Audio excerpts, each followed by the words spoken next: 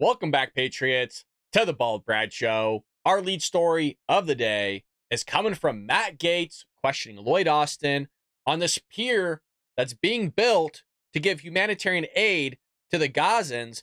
And what does this say about putting boots on the ground that are military personnel? Here we go. Ms. Lotkin just said there'll be about 1,000 U.S. service members operating a pier system off of Gaza. How many of them will have guns, Mr. Secretary? Well, typically all of the deployed service members carry guns, and they have the ability to protect themselves if challenged. So if someone from land in Gaza shoots at our service members who are on the $320 million pier that we're building, you're telling me our service members can shoot back? They have the right to return fire to protect themselves. Now, do we think that's like? So now I want to move to the likelihood that you think someone from land in Gaza might shoot at our service members on this pier. Do you think that that's a likely scenario? That's possible, yes. This is a very telling moment, Mr. Secretary, because you've said something that's quite possible that could happen, right? Shots from Gaza on our service members, and then the response, our armed service members shooting live fire into Gaza. That is a possible outcome here so that we can become the Port Authority and run this pier. Right? That's correct. You know, I expect that we will always have the ability to protect ourselves. Don't you think that counts as boots on the ground? President Biden told the country that we weren't going to have boots on the ground in Gaza. And we won't.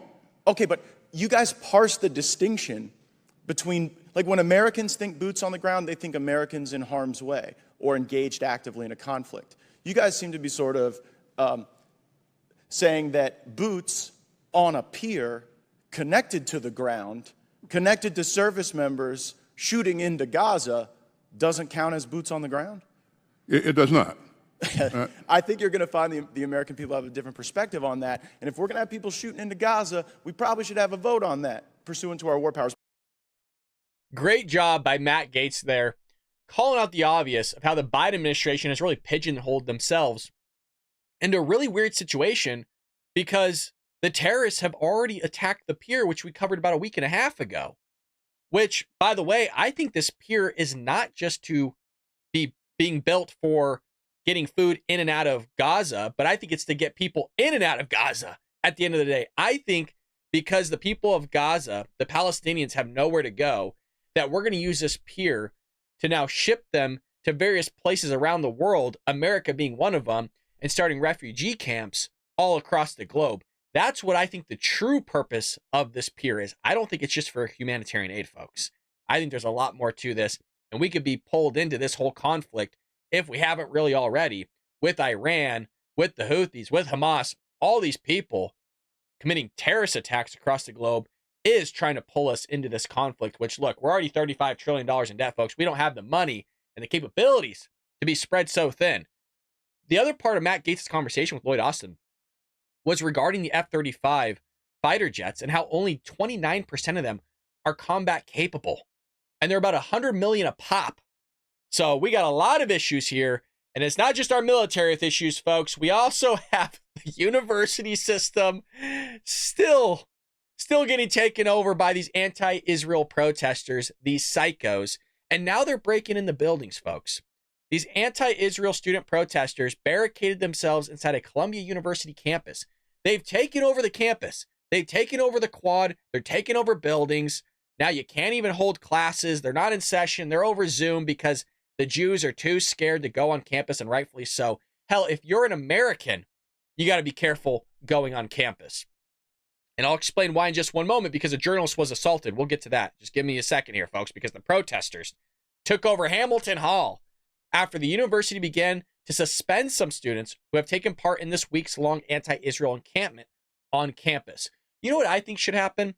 Is they have every right to protest peacefully, but they do not have a right to break in the buildings. They don't have a right to sit there and violently attack people like journalists and Jews, which of one we know that was stabbed in the eye with the Palestinian flag. They don't have a right to assault people.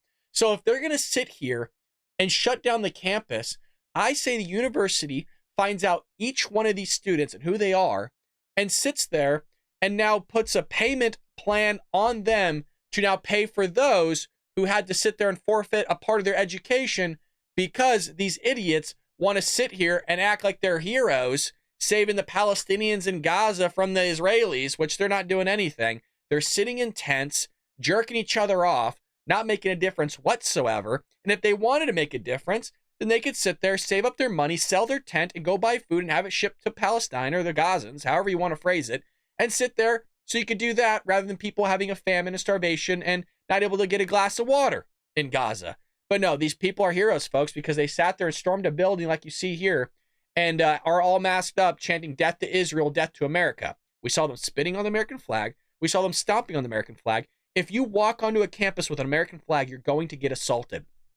An autonomous group reclaimed this hall, previously known as Hamilton Hall, in honor of Rajab, a martyr murdered at the hands of the genocidal Israeli state at the age of 6 years old. So this is a little bit of that going on there. Let's roll it. Viva, viva Palestina! Free, free Palestine! Free, free Palestine! Look at these heroes. Free, free, free Palestine! From the river to the sea! From the river to the sea! You guys, these idiots are wearing masks outside.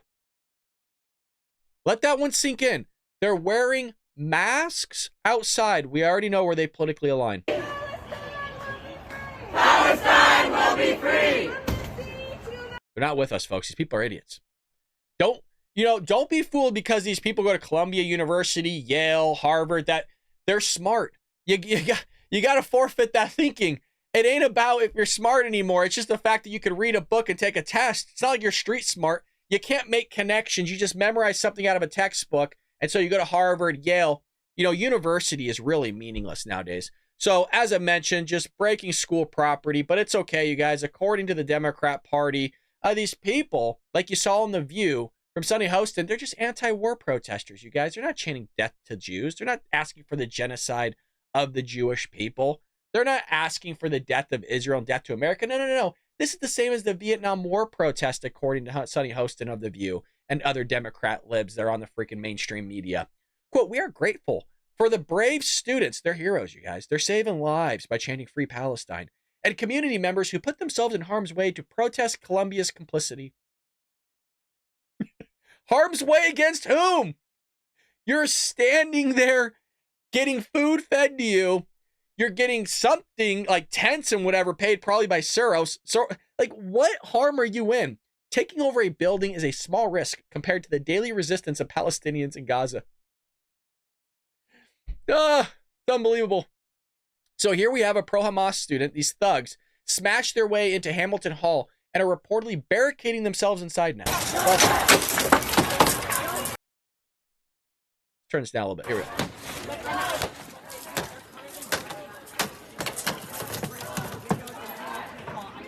They're just anti-war protesters, you guys. All right, I'm gonna stop it there. Some of us are getting seizures from these flashes. But no, they're there for peacefully protesting, you guys. It's all peaceful.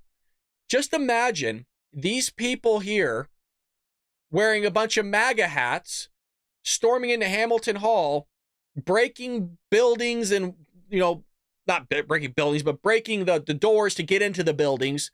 Imagine if that was just MAGA hats. You know how crazy the mainstream media would be covering this? You know how insane? They'd be asking for the death of MAGA people in the streets, right? So all that's still taking place on college campuses. And if you walk into a college campus, what's going to happen? You're going to be attacked. A journalist was assaulted by a pro-Hamas mob. Police detained him, not as attackers. Yes, let that one sink in. And we got footage for you, folks. A mob descended on journalist Ami Horowitz when he brought an American flag into an anti-Israeli encampment at the City University of New York.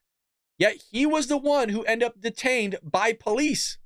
So Horowitz says that he was attacked by pro-Hamas mob 3 different times and was detained and questioned by police, all while his attackers were allowed to continue to occupy the campus undisturbed by authorities.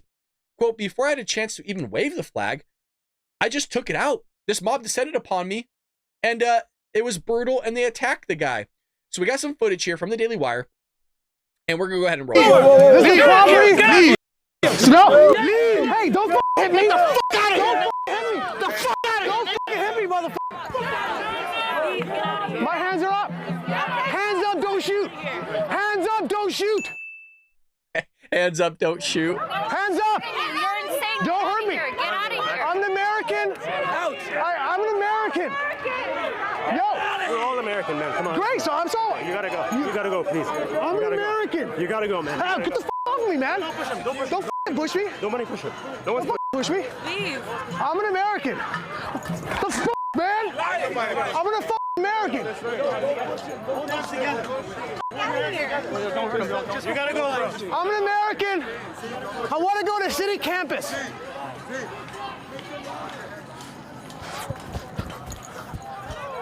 I love this. Man. Stop. What are you doing? What are you doing? I'm not getting off campus. Get the f off of me. Get out. Are you gonna hurt me? Get out. You gonna attack me? I'm not scared of shit, man. I'm not scared of shit. Come down to me. Get out. I'm not scared of shit. You gotta go. Bye. I'm not scared of shit. You gotta go. I'm an American. You gotta go. No, man. I'm an American.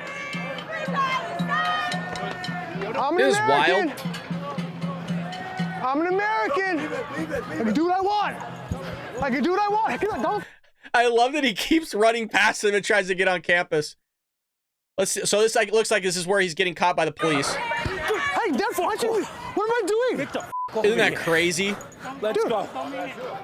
Dude, what the hell? The dude gets I'm trying to assaulted, go on campus. Shut up. Do you see me and doing he's the one that's being ushered away by the police. Let that one sink in. These Okay, people we are are not American peacefully anymore. protesting. Boys and You do girls, not have the right we to are not shut down a America. campus. We're in some kind of weird police state. And he's the one that's getting taken away. Wow. Wow. I'm good. Yes. Telling you. Insane. So that one comes from the Daily Wire. That is up on Twitter by the Daily Wire. I'll go ahead and post it for you guys so you can check it out there. Great stuff by Ami Horowitz. And I've always said this. It's like we stepped on the butterfly. We're asked backwards. There is no right that you have to where you get to shut down a service that people paid for and proclaim it as protesting and get away with it. These people took entire city blocks, drove businesses out of business in Oregon with Chop and Chaz. They occupied Wall Street. It's all the same mob, you guys. It's the progressive left. These are the same people that burned down our cities for years.